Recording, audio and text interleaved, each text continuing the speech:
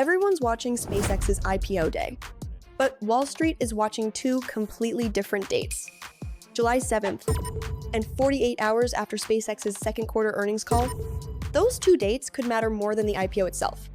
Because the first major move in SpaceX stock may have nothing to do with earnings, or valuation, or even rockets. It could come down to something much simpler: supply and demand.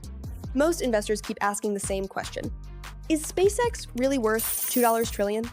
But professional investors are asking a different one: how many shares can actually be traded? And the answer is surprisingly small. At the IPO, only about 4.3% of SpaceX's total shares are expected to be freely tradable. The rest stay locked up with Elon Musk, employees, and early investors. Now imagine billions of dollars trying to buy into a company, when almost nobody is allowed to sell. That's why July 7th matters. Around then, funds tracking the NASDAQ, 100, could begin buying SpaceX. And index funds don't make judgment calls.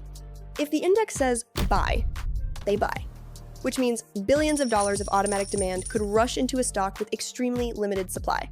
But then comes the second date.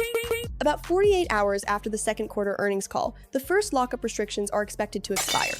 For the first time, employees, venture capital firms, and early investors may finally be able to sell.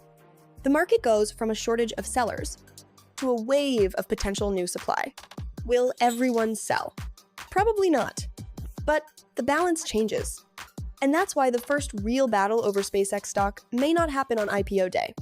It may happen when forced buyers collide with newly unlocked sellers. Because the first chapter of SpaceX's public life may not be a valuation story. It may simply be a story of supply and demand,